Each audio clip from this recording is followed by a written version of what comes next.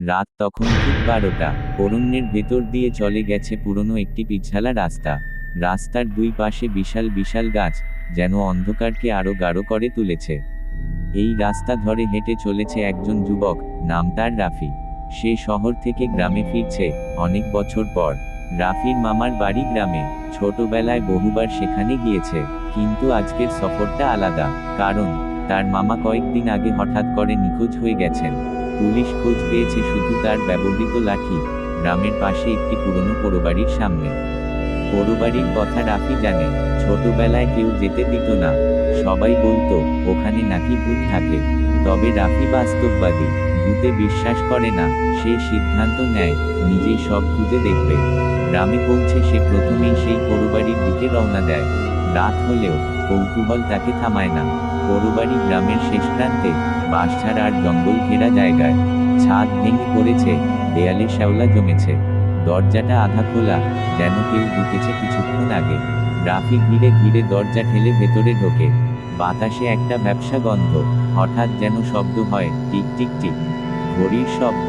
অথচ এই বাড়িতে তো কেউ থাকে না। ভেতরে ঢুকে রাফি দেখতে পায় দেয়ালে একটা আয়না ঝুলছে। আয়নাটায় ধুলো জমেছে, তবু স্পষ্ট বোঝা যাচ্ছে রাফির প্রতিবিম্বটা ঠিকমতো প্রতিফলিত হচ্ছে না। এক মুহূর্তে মনে হলো আয়নার ভেতর তার পেছনে কার যেন ছায়া। সে চমকে পেছনে তাকায়, কেউ নেই। তবু একটা ঠান্ডা স্রোত তার গা বেয়ে বয়ে যায়। হঠাৎ সে শুনতে পায় রাফি। কেউ তার নাম ধরে ডাকছে। ধরা গলায়, যেন দূর থেকে আসছে আওয়াজটা। সে আবার তাকায় আয়নার দিকে। এবার সে স্পষ্ট দেখতে পায় তার পেছনে একটা কালো ছায়া দাঁড়িয়ে আছে। চুল এলোমেলো, চোখ নেই, শুধু দুটো শূন্য গর্ত। রাফি দৌড়ে বেরিয়ে যেতে চায়, কিন্তু দরজা বন্ধ। সে ধাক্কাতে থাকে, কিন্তু দরজা এক চুলও নড়ে না। তখন সে আবার সেই আওয়াজ শুনতে পায়, আমাকে খুঁজছো? সে জবাব দিতে চায়, কিন্তু গলা শুকিয়ে গেছে। ছায়াটা সামনে এসে দাঁড়ায়।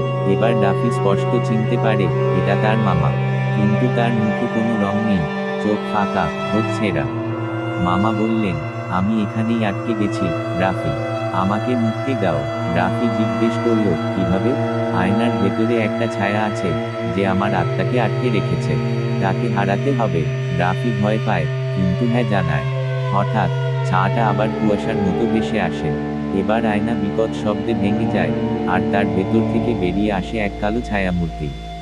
রাফি বুঝতে পারে এটাই সেই ছায়া, যে তার মামাকে আটকে রেখেছে। এক লড়াই শুরু হয়, অদ্ভুত এক মানসিক যুদ্ধে। রাফির মনে কেবল ভয়। ছায়া তার দুর্বলতা থেকে শক্তি পায়।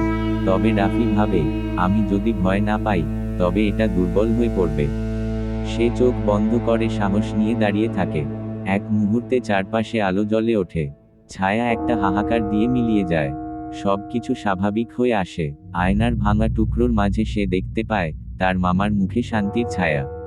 বেরিয়ে এসে রাফি দেখে দরজাটা খোলা। বাইরে ভোর হয়ে গেছে।